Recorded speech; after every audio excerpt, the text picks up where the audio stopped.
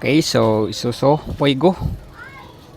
Kaya ang kanyang problema guys, no, bali pag nakatakbo siya, no, malamig, pero pag nakatigil, mahina yung lamig. So pag check natin, wala siyang auxiliary fan dito. Yan, so wala siyang fan.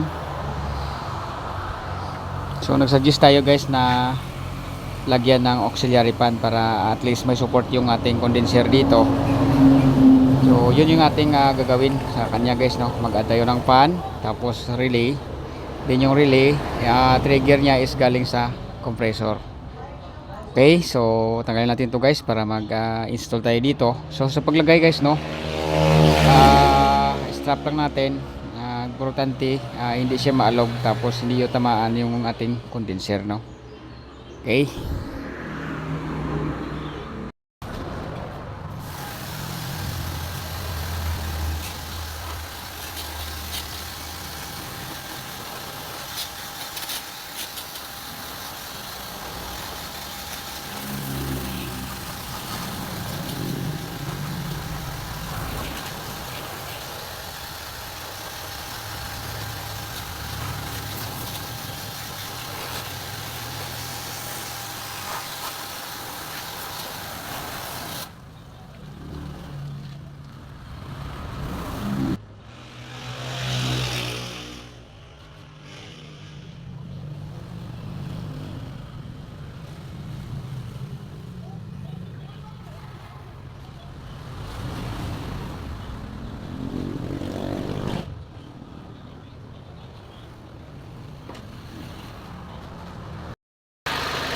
Okay, so ito pang isa natin na i-check dito guys, no. So after natin malinis yung condenser, no, inusobra natin yung compressor kasi pa yung body ng compressor ay nagmo-moist din. Ito, halos basa siya. Yan, tapos yung grabing lamig niya, umuusok yung return hose. Yan.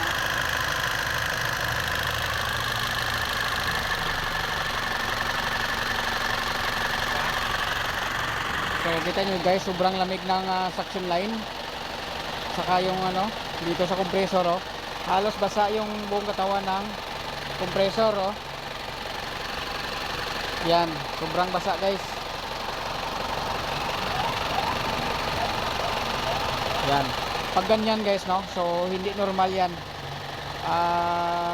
Siguro to ng overcharge, maraming freon.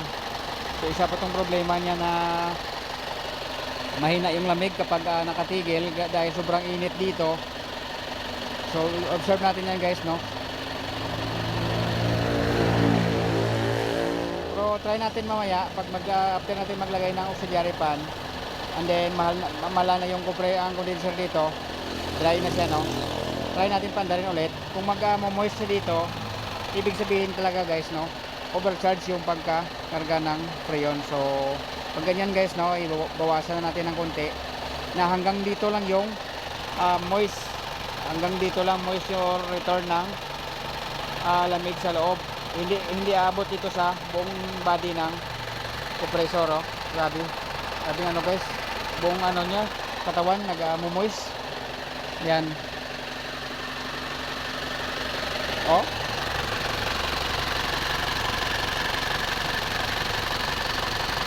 Yan, sobrang lamig pag ganyan guys, no, overcharge yan.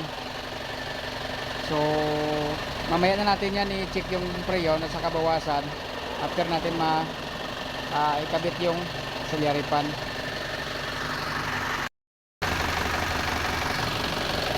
Okay, so ito guys, hinintay ko po na mag-dry na yung condenser na hindi siya basa para makita ko po dito yung sa compressor. So nagmo-moist pa rin yung lawas ng compressor, yung kanyang body. Yan, oh. Yan, so ibig sabihin guys, no, overcharge siya. So lagyan natin siya ng gauge para ating masukat.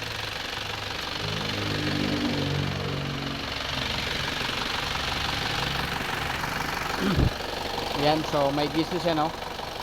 Okay, so kanyang karga dito nasa 55 PSI. Yan, nasa 55 PSI. Dapat guys, no, pag normal yung kanyang karga, pag ganyan ng sitwasyon, sobrang lamig na, nagmo-moist na yung suction line, dapat mababa na yan dito, mga nasa 30 or 35 na yan. Pero ngayon, meron pa sa pa rin na 55 PSI, kahit sobrang lamig na ng suction line or kanyang return. Yan, so ibig sabihin nyo, sobra siya karga. So di po natin to gawa guys, no, bali pina-refer na sa atin, sa ating subscriber, si Sir, yung may-ari sa Montero at saka Estrada. Shout out kay Sir, no. Yan, no, 55 PSI. So tapos dito sa loob, kasi pag ganyan kalamig, sana mag-automatic na, kaya tiningnan ko po dito sa loob.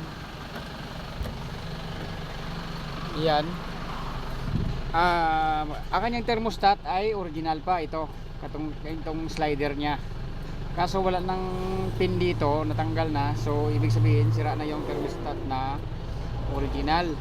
Yan, so ang gagawin natin dito, maglagay tayo ng thermostat na original.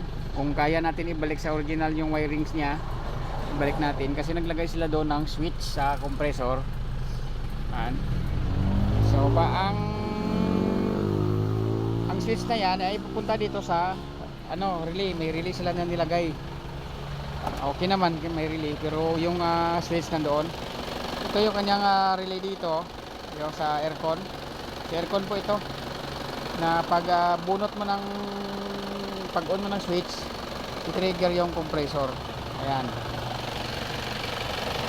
So yun, kanina pa to umandar. So ano talaga. So pakita natin yun mamaya guys, after natin bawasan ng konti yung preyon. Dapat ang moist hanggang dito lang yan. So di siya abot dito sa half body ng compressor. Okay, na kabit na natin yung auxiliary pan, no? So naka-strap siya, pero matibay yan, no? Yan, matibay. Okay, tapos dito yung wire.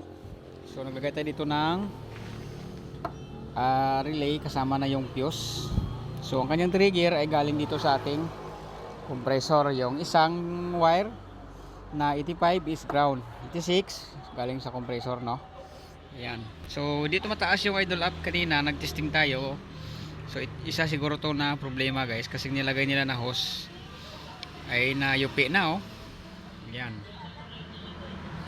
Mapunta to sa ating actuator, vacuum actuator, para pag on ka ng aircon, tataas yung ating RPM. So palitan siya natin. May pull out tayo dito na good pa.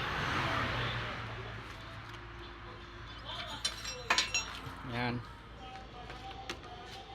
Okay, so palit natin dyan, tapos testing tayo. And then magbawas din tayo ng refrigerant. Okay. Okay, so yan na, napalitan na natin ng kanyang vacuum hose. Okay, and start na tayo guys. Okay, so yan, naka-start na siya guys, no. And then gumagana na rin ating fan. So yan, nagmo-moist ulit yung compressor, Tapos dito kanyang karga nasa 50. So gawin natin tong 40 guys, bawasan siya natin, gawin natin siyang 40. Then unti-unti lang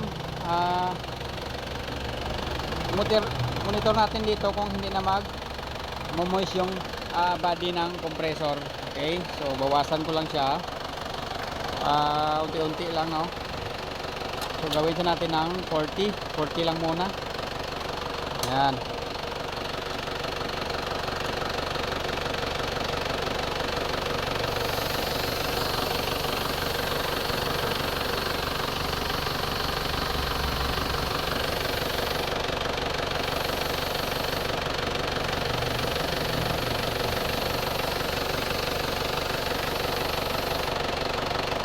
So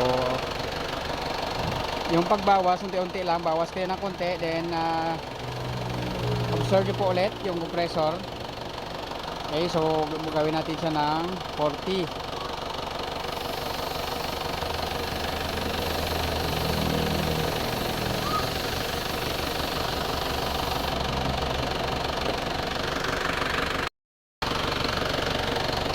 Okay, so meron na tayong 40 PSI. Ayan, then yung moist nya is paunti-unti nang pupunta doon sa ating fitting, no? So yan, no? Yan, so hindi na siya halos kanina buong body nya nagmo-moist. So ngayon konti na lang, no? Ayan, so hintayin lang natin guys na hanggang dito lang yung moist sa fitting. So hanggang dito lang yan ang moist nya, good na yan. Ayan, so unti-unti siyang no, konti na lang yung moist nya compare kanina. So yan, ginawa ko po siyang 40 PSI, then testing natin ulit. Ayan.